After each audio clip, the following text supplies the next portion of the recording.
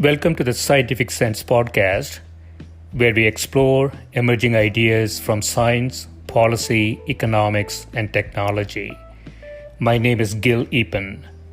We talk with world's leading academics and experts about their recent research or general areas of topical interest. Scientific Sense is an unstructured conversation with no agenda or preparation. We cover a wide variety of domains where new discoveries are made and new technologies are developed on a daily basis. We are most interested in how new ideas affect society and help educate the world how to pursue a rewarding and enjoyable life rooted in science, logic, and information. We seek knowledge without boundaries or constraints and provide unedited content of conversations with researchers and leaders who love what they do. A companion blog to this podcast can be found at scientificsense.com, and this podcast is available on over a dozen platforms and directly at scientificsense.net.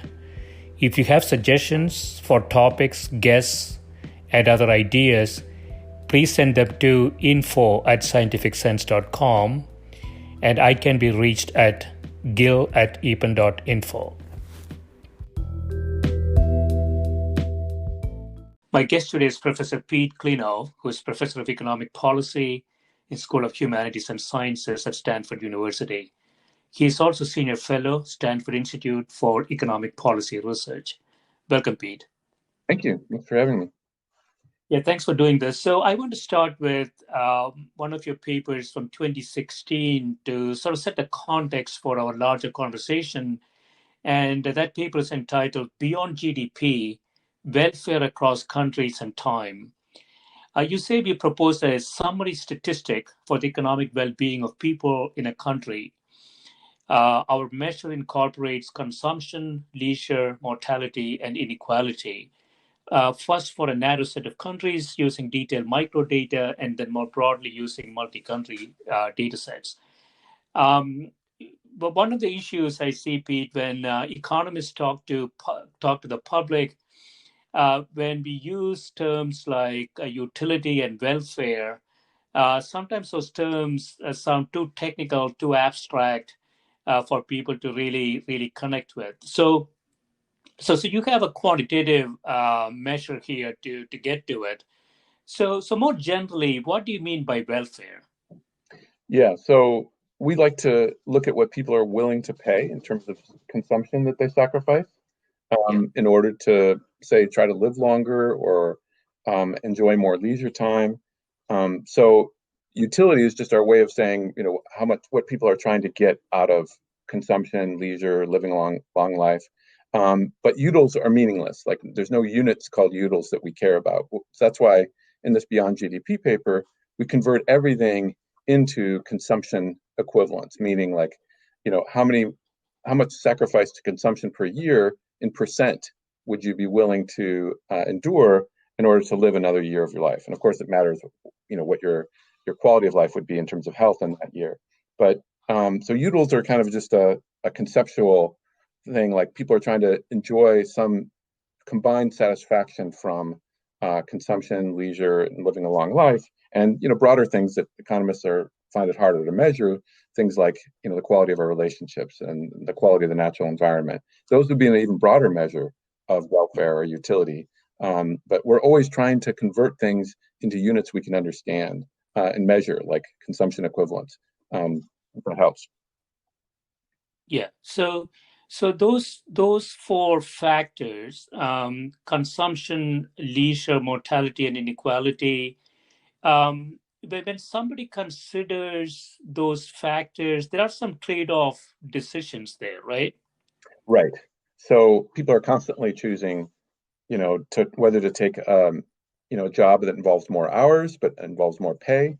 So they're trading off some leisure time for some consumption. So we use estimates of how much people are willing to make that trade-off. Use terms like the elasticity of labor supply. So meaning how willing people are to sacrifice leisure for consumption. And of course, the more consumption they have, the less they're willing to sacrifice more leisure. So the trade-off isn't a fixed one.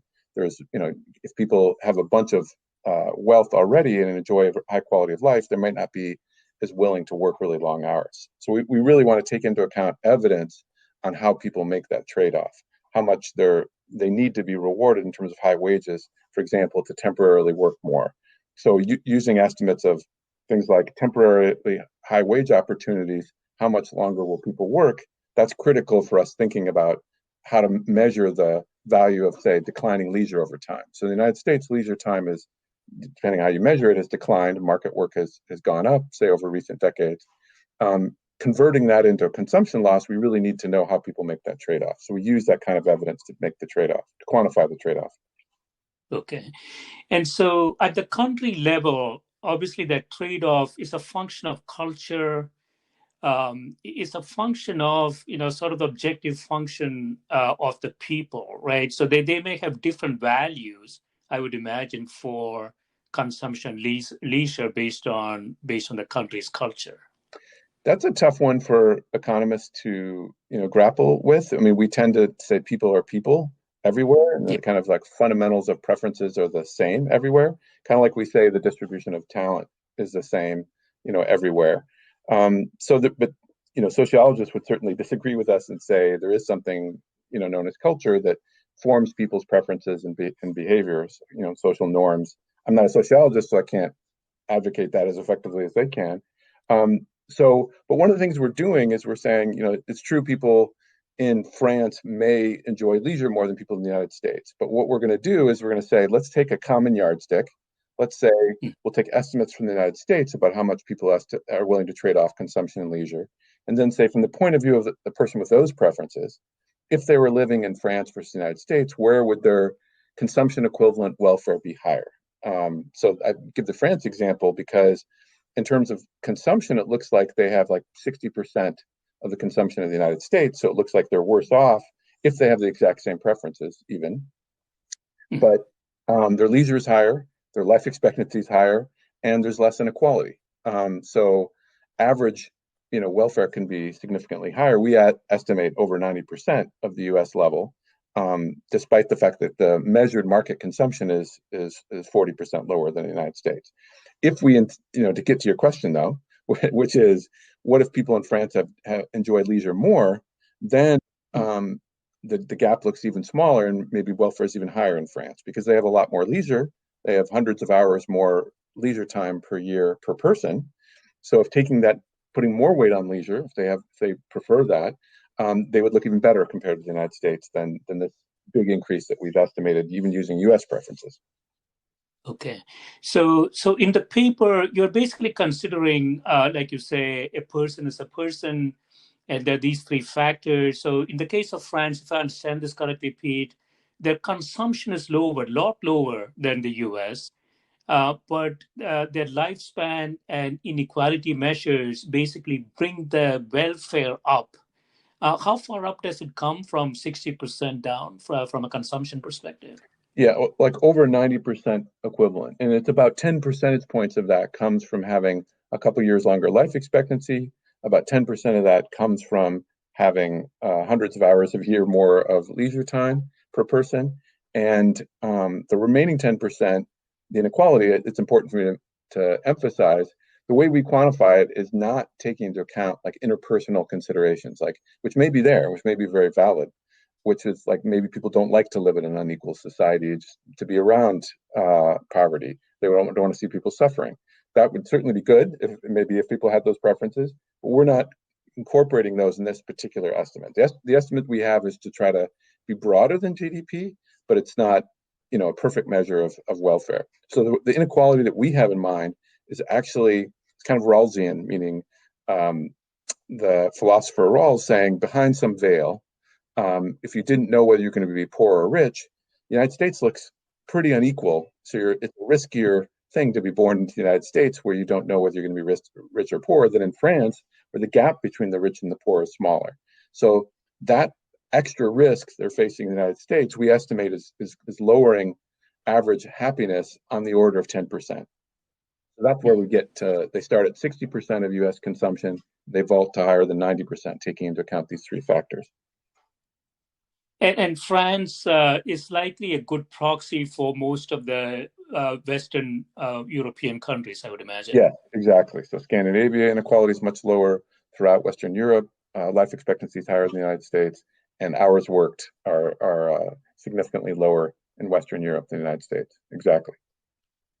So you're assuming here that inequality creates sort of a risk for an individual, and if inequality is higher, that risk is higher, and correspondingly welfare is lower. But how do you quantify, from a how do you kind of bring it to a number in terms of welfare? Well, similar to what I was saying, we look at behavior about how people trade off consumption and leisure in their decisions. We can make Yeah. estimates of how much people are willing to take risk. So, like risky jobs or occupations versus less risky ones, and that could be in terms of the stability of their wages, and it could be in terms of even health risks that they face in certain occupations. So, we use estimates of how risk averse people are to say behind the veil, how costly is it? How much, and if I can use utility terms, we're saying diminishing margin utility. So if there's a big gap between rich and poor, that's going to lower your average utility. But we want to say, like just like I was saying before, we want to say how much are you willing to lower your average consumption to avoid that risk. So then we can say, look, people are willing to earn lower returns for safer bonds than for riskier stocks. That gap has information about how people are willing to make risk return trade-offs. Okay. And lifespan is another complicated thing, especially that you have to bring in quality of life, end of life issues. This is increasingly a problem for Western countries. That increase in lifespan doesn't necessarily correlate with quality of life, right? Right. So you're saying, you know, the quality of life isn't the same across all years. So you're saying things like Yeah. maybe like when you're 80, you might not be as healthy, or let me do personally. When I'm 56, I'm not as healthy as I was when I was 20. I can't play sports in the same way, as much as I would like to. So we're not claiming that quality of life in the sense of health is the same at all ages, but the way we measure it though, we're basically taking evidence that when some countries have higher life expectancy, they tend to increase the quality of life at all years. In other words, like one simple way to say it was imagine that the last year of your life is going to be a much lower quality year. That's a simplistic way to view the world, but imagine it's the same quality every year, but the last year is really bad. If you lengthen your life by 1 year, there's still that bad year at the end, but you have another quality year before that. So that's a simplistic version. We don't assume that, but that's the flavor of it. We're saying when you increase life expectancy by 2 years, you might increase the number of quality years closer to 2 years than zero. Just even though the last years of your life may not be the same quality as earlier younger years. Okay. Okay. So, a lot of times GDP is used to measure a country's position. In this analysis, is GDP is still fairly highly correlated with welfare, or that relationship sort of goes away? Yeah, the correlation is very strong, positive. And that's because of the factors that I was describing. Consumption differs so much across countries compared to differences in leisure and even differences in life expectancy. Now, the thing about life expectancy, if it varies from 50 to 80, even if, you know, 30 years of extra life expectancy it's not 8/5, it's not 60% more uh, consumption equivalent, even if that translates more, that's still just a lot less variation going from $500 a year consumption to $50,000, or in the United States, $100,000 a year of consumption per capita. So actually, it's more like a per household number. I should have said more closer to 50,000 per capita. But that's still a huge gap. That's a factor of 100 gap in consumption per capita, and even the consumption equivalent of the life expectancy differences are much smaller than that factor of 100. Okay. And so welfare is still overall welfare is still very highly correlated with GDP, but not necessarily in income and consumption, right? Um, I mean, do you mean by that consumption and income aren't perfectly correlated? Is that what you mean? No, I mean, like in the French case, the consumption is significantly lower on a per. I guess it's a per capita basis, or it doesn't really matter. Yeah, the consumption is a lot lower, but their welfare is approximately equal to the Right. Yeah. U.S. So if you just took like the richest 35 countries in the roughly the OECD, then you're right. Yeah. The relationship would be much weaker because then the differences in consumption are smaller, and the differences in these life expectancy and inequality and leisure loom larger. But in the broad cross section of levels of development across the most extreme rich versus the most extreme poor, that's where the consumption differences are coming to dominate, and they're highly correlated with the income differences. But even then, there's economically significant differences between GDP and our measure. So life expectancy is much lower in developing countries. So that makes does the opposite of what the adjustment does in Western Europe, where it makes them closer to the U.S., maybe just as wealthy, just as well off, even though their market GDP and even market consumption is lower. Their overall welfare is much closer to the U.S. If you go to other countries like South Africa, where life expectancy is significantly lower, tons of inequality, that's having a big effect on their relative welfare, consumption equivalent welfare, as we call it, compared to income. So their market GDP might be 20% of US per capita income, but our welfare measure might be below 10%. So it makes a big difference still. Even though it's correlated with GDP, our adjustments aren't trivial. Hmm. Yeah, so I'll throw something out, Pete, and you can tell me if this makes any sense or you found anything in the data.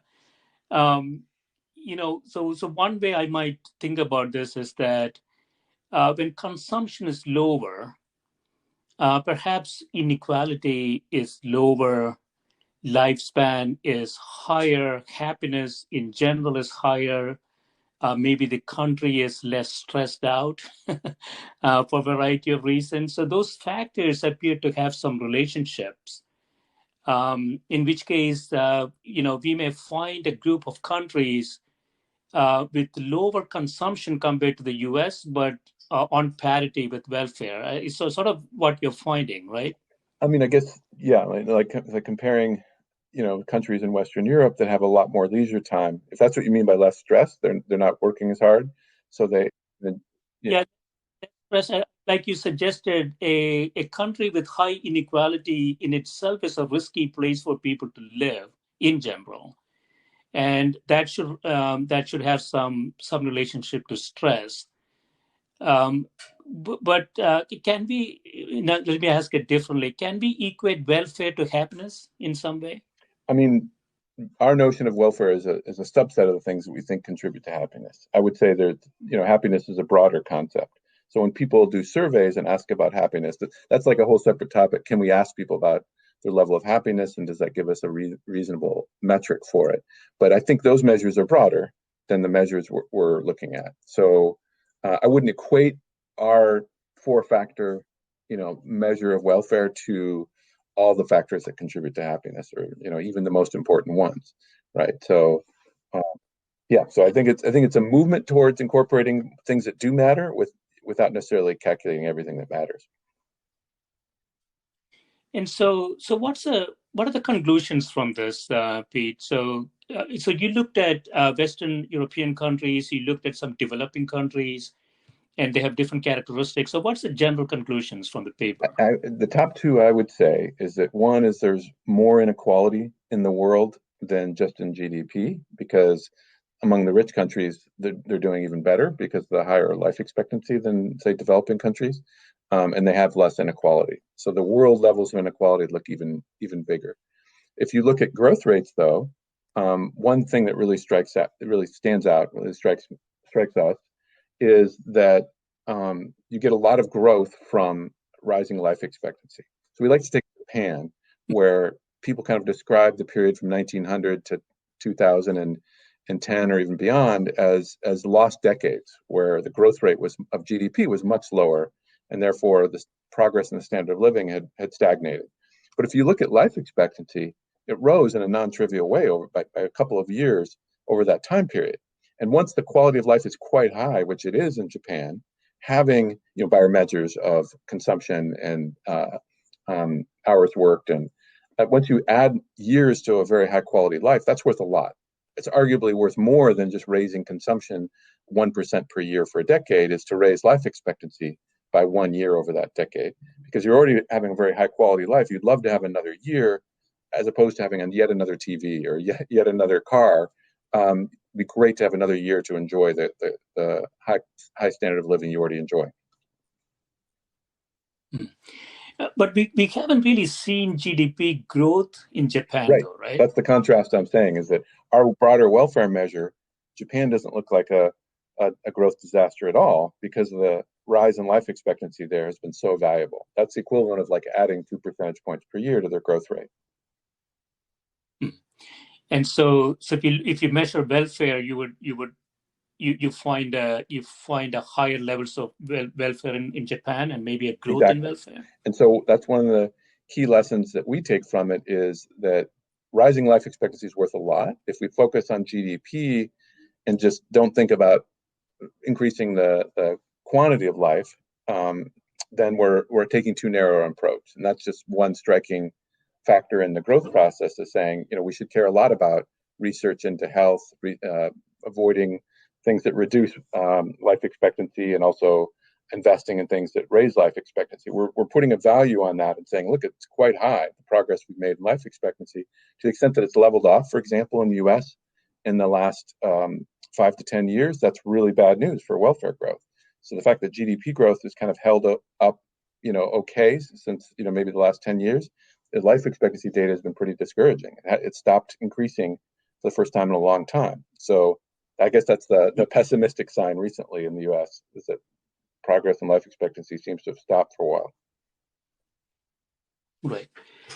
I want to go into another paper, Pete. The allocation of talent and US economic growth. You say in 1960, 94% of doctors and lawyers were white men. By 2010, the fraction was just 62%.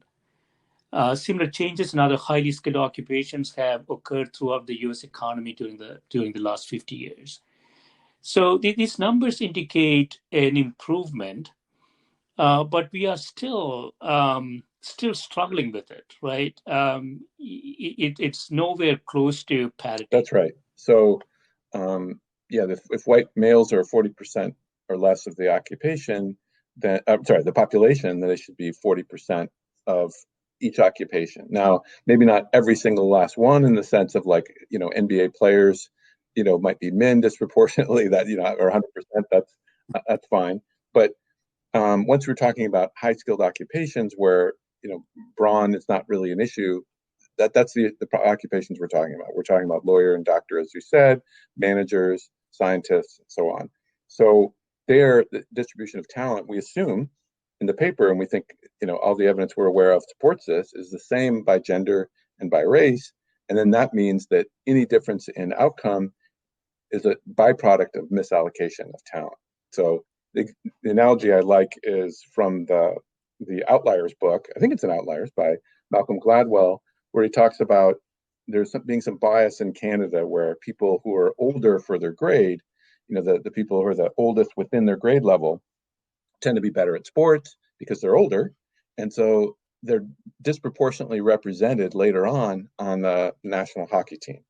And in a way, imagine, 2/3 of the people on the Canadian hockey team are born in the first 3 months of the year. That means there's a misallocation of talent. There were perfectly talented people born later in the year that weren't guided into sports because people kind of mistakenly saw their lack of performance when they were young as a byproduct of lack of talent, when it was just that they were a little bit younger. So the same thing is going on, we think, if, there's almost all white male doctors in 1960, there's women and African Americans who had all the talent to be fabulous doctors, but were instead shunted into other occupations, nurses, laborers, and so on. So that's a misallocation. That's in the same way that the Canadian hockey team is not as good as it could be if it drew in an equal way on the whole population. You could say the medical profession is not served by the best doctors, conditional on the number of doctors we have, because we're not drawing equally on the whole talent pool. Right. And so that misallocation would have resulted in loss of GDP, loss of economic value for society, and so on. And at the micro level, Pete, one could also look at discrimination practiced in hiring policies at the company level. One could argue that if a company is doing that, the managers of the firm are not really maximizing shareholder Right. value. Yeah, that's true.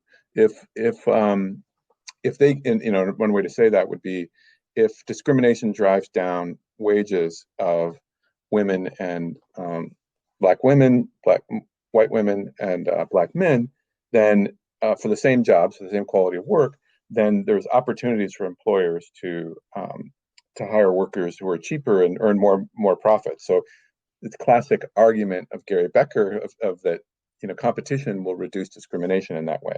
But one of the things we found in this study was that a lot of the discrimination, or at least more of the progress that we found, that number going from 94 down to 62%.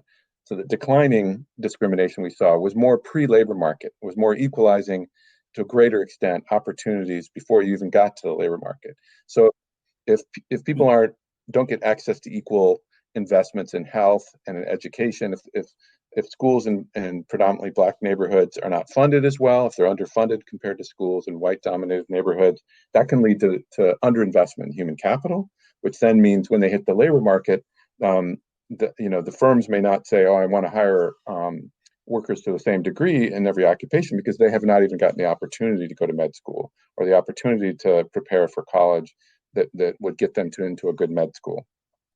So even if the labor market had no discrimination at all, unequal opportunities before the labor market can mean there's misallocation of talent ultimately in the occupations later. Yeah, so if that is true, then Pete, there are two implications. One is obviously initial conditions matter, as you say. And if initial conditions are not at parity, you will always have this problem in the labor market. But if that is true, then we would see a plateau here. If we are not really investing into the initial conditions, we would see this fraction plateauing, right? We are at 62% by 2010. I don't know if you have any latest data where we are today. It's converged a little bit. It's not at the same rate of progress that it was from 1960 to 2010, but there has been some more convergence in the high-skilled occupation share in, say, 2010 to 2018, which is the latest data we were able to look at. We still think, as you mentioned, there's a lot of room for further progress. So the U.S. can experience more growth from equalizing opportunities. And we think some of the discrimination in the labor market. What I was trying to say earlier was that there can be discrimination before the labor market. And one thing I wanted to stress too is that, if everybody was the same, the discrimination might be very unfair and lead to huge inequalities of outcome and decline in welfare. But what we're talking about is actually economic efficiency, meaning how much output you're able to produce. If everybody had the same talent, then it wouldn't matter who was doctors and who was nurses. But because there's heterogeneity in talent, which is what we estimate in every occupation, there's all this heterogeneity in wages, for example. If there's heterogeneity in talent, some people have comparative advantage. They're really good at doctors, and they're maybe only just above average as nurses. So those people who are really good at being doctors should be doctors. Those who are above average, at being doctors, but really good at being nurses should be nurses. So it's that inequality in talent that leads to comparative advantage that means there's actually an efficiency loss from this. So that was part of what was novel about our paper. There's tons of research in economics documenting wage gaps and education gaps that are consistent with discrimination in the labor market and pre-labor market, but we were emphasizing the aggregate output and productivity implications of this discrimination and maybe the growth that we've experienced because the discrimination has declined. But then there's, like you said, tremendous room for further growth from reducing discrimination further. Yeah, so the primary observation here is that percentage is declining. So you argue that because it's declining, that in itself shows that it was inefficient in 1960s. Well, we're saying it's the fact that it was different than equal representation of each group in every occupation, every high-skilled occupation, is that itself consistent with misallocation under the assumption that talent is equally distributed in all the groups. And so the decline toward a more equal representation is consistent with a less misallocation. So we're saying it looks like there's a lot of misallocation relative to the equal benchmark, and we're not as far from that. So we're not as misallocated. But as you said, we still got room to go. We still got room for more progress in reducing misallocation further. Right. We'll take a quick break. When we come back, we'll talk about this and how this might be getting worse in the presence of COVID-19. Thank you.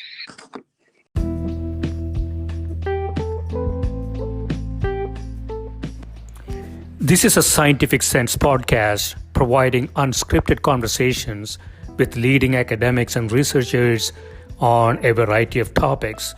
If you'd like to sponsor this podcast, please reach out to info@scientificsense.com.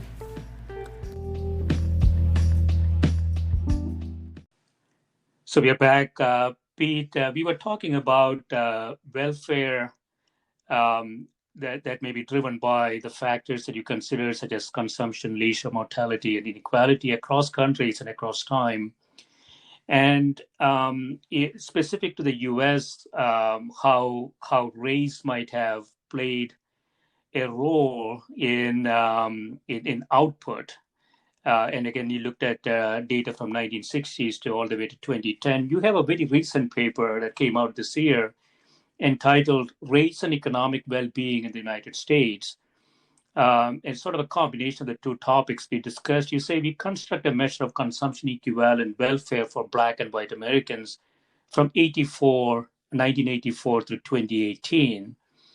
And again, those four factors, expectancy, consumption, leisure, inequality in consumption and leisure are considered. So this is focused on the U.S. So what do you find in this paper in terms of welfare? So we wanted to look at both levels of welfare for Black versus white Americans and progress over the period you mentioned. And one thing we were startled with was how low welfare, as we measure it, was for Black Americans in 1984 relative to whites. We estimate 50%, or slightly under that, 49%. And again, that's, as we talked about earlier, that's a measure that incorporates not just lower consumption of market goods and services, but most crucially, lower life expectancy. We also take into account leisure time, which we find modestly higher for Black Americans, although most of that gap, or some of that gap, goes away if we say, wait a minute, some of that's different unemployment rates. Is that really leisure time? And then, of course, there's differences in incarceration, which together mostly eliminate that gap. So leisure we incorporate, but isn't that different on net between Black and white Americans. And we also incorporate inequality, but inequality differences are not large between the two groups either. So ultimately in there, we were surprised that the gap is as large as it is, that it's fully a factor of 2 in their welfare in sorry about that, barking in the background, in 1984. And so part of that's market consumption, and part of it is life expectancy. So even though we have these other terms, they're just not very large, the differences in leisure and inequality. So the difference in life expectancy was like over 5 years in 1984, 5 years higher for white Americans and Black Americans. And so then the next thing we look at is the growth rate, and the gap narrowed so that Black welfare relative to white welfare is closer to 80% in 1984, and equal contributions from rising market consumption for Black versus white Americans, and an equal contribution of a narrowing of that life expectancy gap. And that's partly that it's leveled off. So it's not necessarily good news that it leveled off for white Americans, because some of that's this well-documented deaths of despair, higher rates of suicide, deaths from opioid overdose, and alcohol-related deaths.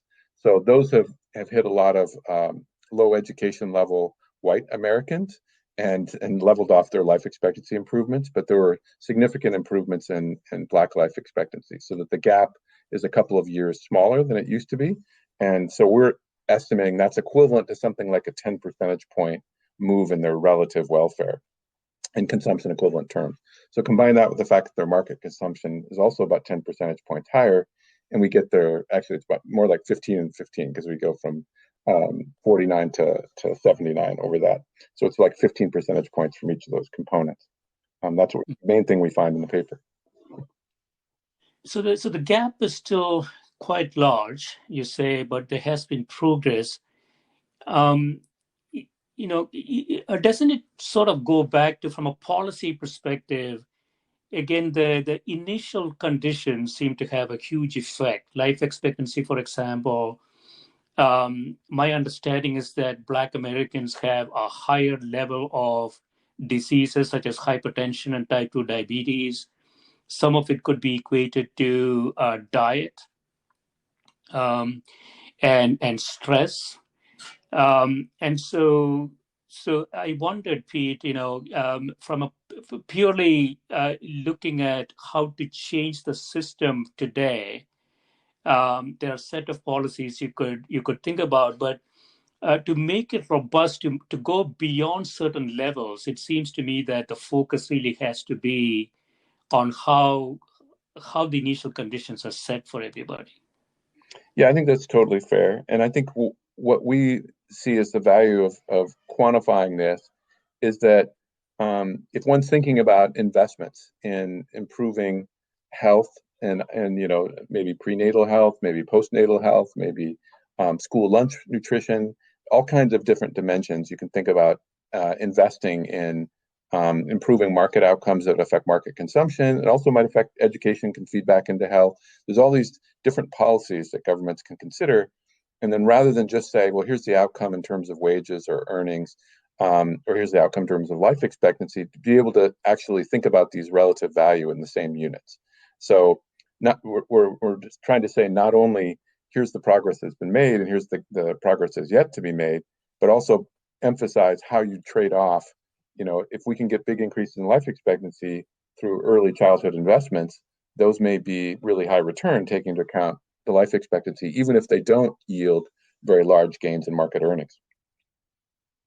Right. And I would imagine you could compute some sort of a return on investment metric from a policy perspective. If the government were to invest into making this gap smaller, there will be significant societal benefits. And I would imagine there has to be very high returns on that investment. Right. I agree. So any government investment you should be able to calculate a rate of return that incorporates a number of factors, incorporates leisure time, so somebody who works more actually enjoys less leisure time, and that cuts into the welfare gain that additional work actually brings. So a kind of a complete accounting, like an internal rate of return, would incorporate the life expectancy effects, the market consumption effects, but also things like the leisure time and inequality, which you mentioned. Now, there's one key factor which we've touched on that we don't quantify very well. And I'm not an expert in this literature, so I've started to consume a little bit what's out there, but I haven't been able to find what I really want, which is I really want to be able to have a metric for morbidity. You mentioned things like hypertension. So there's some studies, over the time period we want that ask some questions about how much people have limitations on their daily activities of various sorts. The hard thing is finding studies that convert that into dollar equivalents. Like, what would people pay? How much would they sacrifice in terms of their consumption? If I bring my personal example, how much would I sacrifice in my annual consumption to have the same health as I had when I was 20 that I do now when I'm 56? It'd be really nice to know that. I can answer that idiosyncratically for myself, but that's not very helpful. I really want to know how the average person values that. And so that would enable us to have a more complete estimate than we currently do, that would incorporate more aspects of the quality of life. But yeah, so what we're really aiming for, taking a step in this paper, is saying if the government has different investments it can make, it should be able to calculate an internal rate of return that incorporates a lot of these factors. Yeah. The quality of life aspect I think, is quite critical.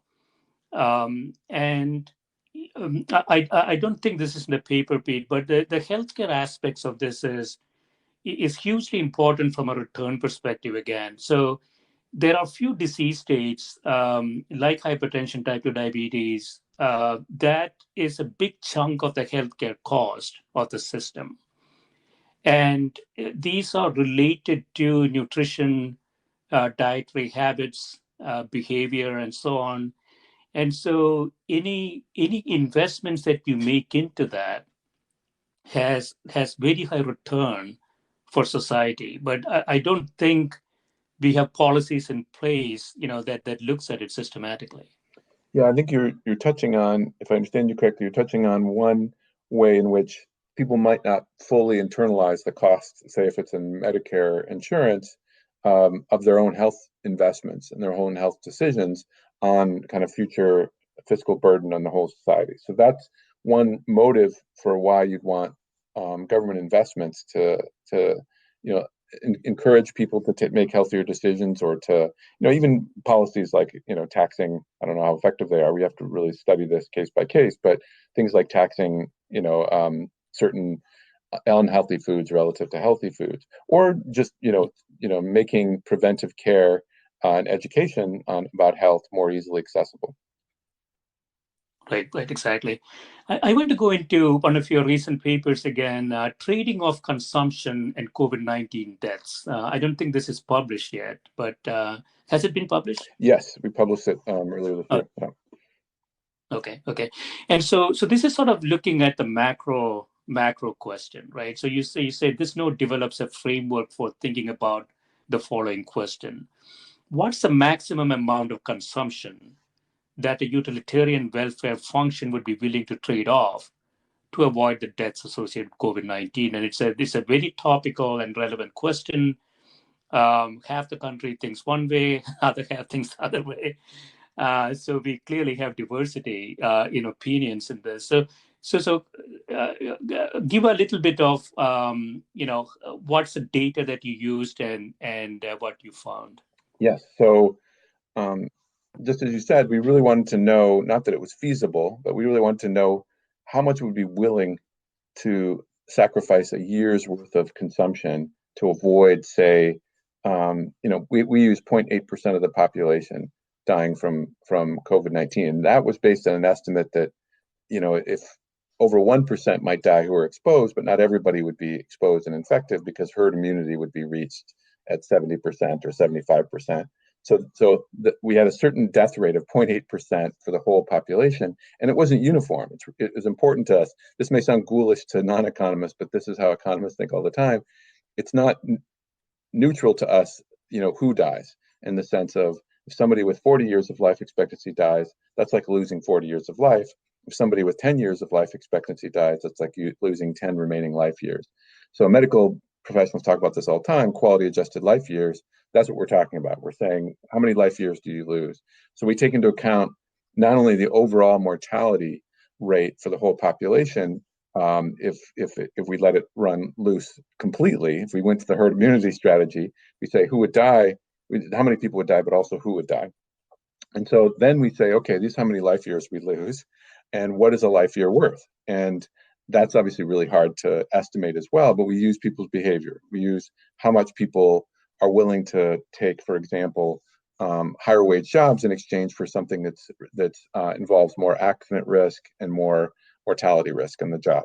So that's one estimate. There's other estimates people use, like how much people pay for how much people are willing to speed even though it's risky, and other risky decisions people make with mortality effects. And that's hard because there could be behavioral considerations. People might not know fully the risks that they're taking, but some of those considerations would mean people are understating the risks that they're facing. So it could be that these estimates are kind of conservative. And so this literature, a typical estimate of this literature might be that 1 year of life is worth, say, $250,000 worth of consumption. And that might seem really high because per capita consumption is only $50,000 a year.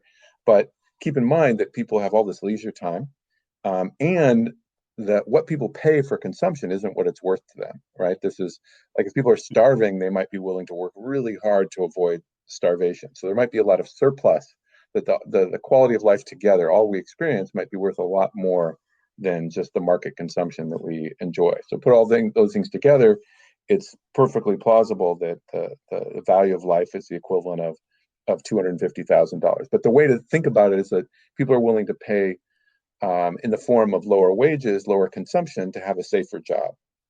Or they're able to pay more for a safer car. All those we're converting that into what those life years are worth that are lost. And so then we're borrowing from some of the medical literature about how old typical victims are. A conservative number would be something like 10 years, life remaining for a typical victim from COVID-19, but that's an evolving estimate that's moving over time. But because we have to take into account, and we're not experts in this, we're borrowing from other papers, about victims are not only how old are they on average, say there's a victim who's 80 years old, but if they're in a nursing home, they might not have the same life expectancy as the average 80-year-old in the United States.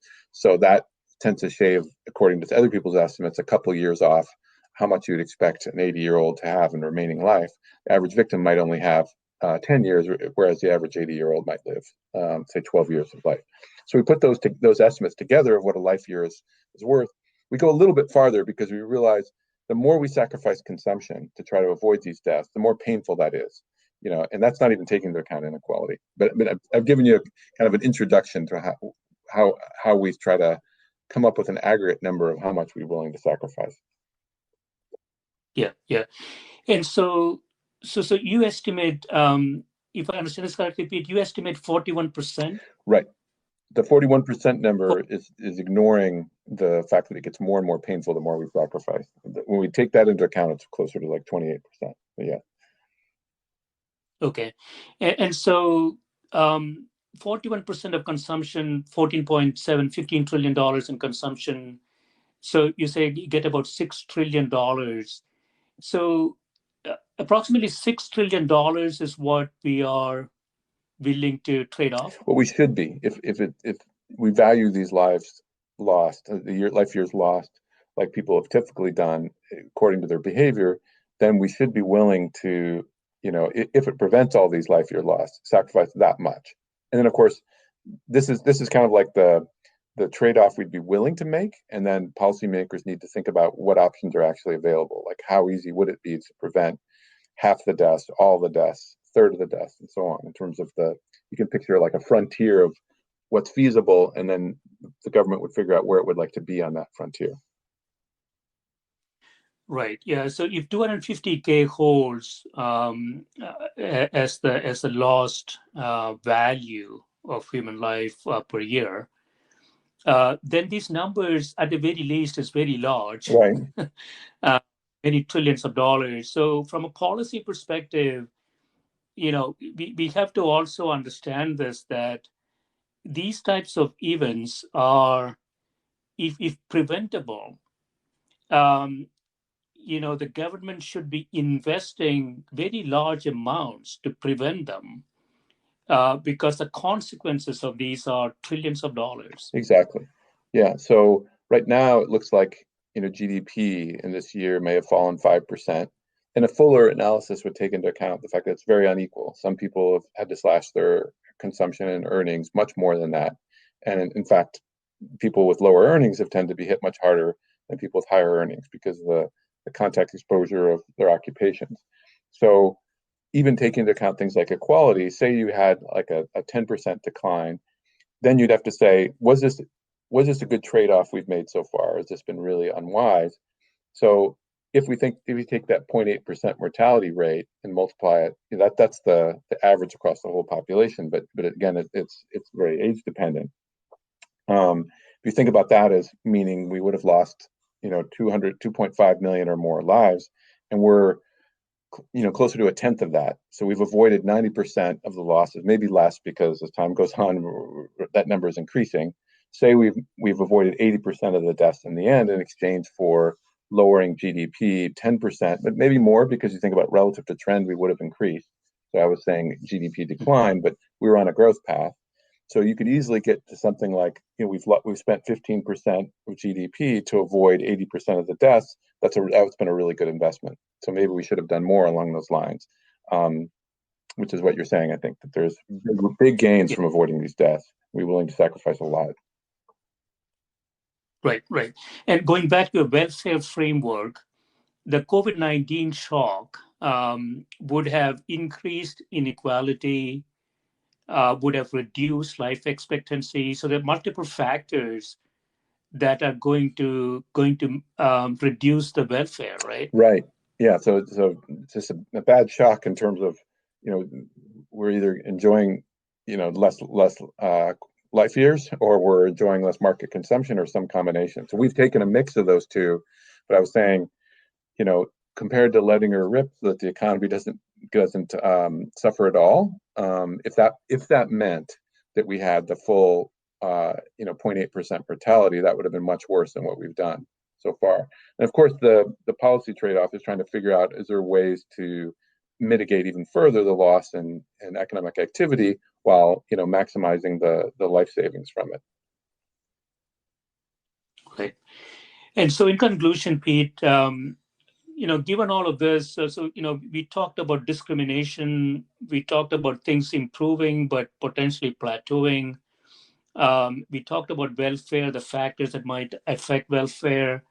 What would you say sort of the major policy directions should be for the U.S. next 5 The next years? 5 years, maybe I might Yeah. want to answer it even longer term, which is, I think this COVID-19 episode emphasizes the importance of technology and research. And I think, that some of the slow growth the United States experience is due to a slowdown in our investments in research. And I think that there's a lot of opportunity to do more effective research, and partly connecting the topics we've talked about, is that the United States is one of the most innovative countries in the world. And yet, the United States and many other countries, there's just not that many women inventors, or Black inventors, and in the U.S. population. So we're not tapping all of the talent that we could. That's true of economics. Economics is disproportionately white males, and that means economic research is not as good as it could be, because it's not drawing on the best talent.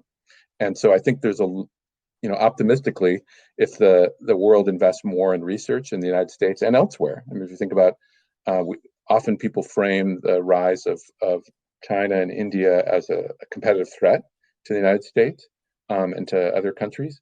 But there's a win-win element, which is we're seeing here in the case of investments in vaccines that can benefit more than one country. The same logic goes that if a cure for Alzheimer comes from China, that will benefit the whole world. If investments that are made in research in India, there's talent everywhere, wherever it comes from, whether it comes from Africa or Latin America, or Asia or Europe or North America, it can benefit the world. So I guess the challenges we're facing, I think research, not necessarily by economists, but maybe commercial research, but also you've seen the pharmaceutical industry just do wonders in the past year. You can imagine just research, basic research by government, but also commercial research is a potential way to improve all of these things. And tapping into a wider pool of talent in the U.S. and the rest of the world is one of the keys to doing that. Yeah, it's if we can look at the positive side of this, one can consider to be positive, and that is, your analysis basically says there's a pent-up talent in the country that we haven't really deployed optimally. And so the country is able to do that. We can really go places, even now with the existing resources. And so that, that's one thing to really think about. It's not, the effect of equalizing opportunities, equalizing or not equalizing, but kind of reducing inequality to zero, if possible, has a significant societal benefit. On the research side, Pete, this is not in the paper. I want to get your perspective very quickly, and that is private research, private companies, pharmaceuticals, biotechnology companies are obviously profit-seeking companies. They get out of certain areas if the economics is not strong enough. And antibacterials is a good example of this. They don't really invest into vaccines. because in normal times, the return on those investments are not very high, maybe, which would then mean that countries, and I'll talk about from a US perspective, there has to be, NIH type organizations who are really looking into basic research that is going to pay off in a shock like the one that we're going through. Yeah, so I think you mentioned a couple of things there. One, I totally agree with. One is that basic research can be a complement to commercial research later. Like, you can go back in history and see so many examples of that, like solid state physics research feeding into the semiconductor revolution with huge commercial applications. And it's just really hard for commercial entities to see, short run benefits of some of this basic research. And given that the basic research feeds later into these commercial applications, it's a really important complement that the government can fund and should fund. And then the other thing you touched on is, anything that's contagious. The private market won't fully invest in it because the buyers of the products won't have a full incentive to internalize the effects of reducing the contagion on other people. So if people were asked to pay for vaccines, they might not pay enough for them because they'd only take into account the benefits to themselves and their loved ones. So, but also things like bacterial resistance. Any farmer using antibiotics heavily for their livestock is not internalizing fully, I think, the impact of that resistance on the whole population of people as well as animals. So lots of roles for government. As wonderful as markets are, and they've generated this huge prosperity path for much of the world, governments can address imperfections in those markets. So the government's not perfect either, just like markets aren't perfect, but there's an opportunity for evidence-based policy to improve on what markets can do and harness the power of markets to make outcomes even better and fairer and make the world a better place. Great. Excellent. Yeah. Thanks so much, Pete. Thanks for spending time You're welcome. with me. I really enjoyed it. Thank you. Bye.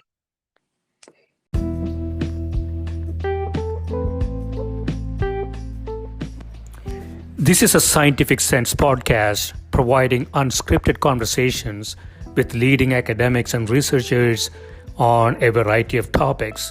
If you'd like to sponsor this podcast, please reach out to info@scientificsense.com.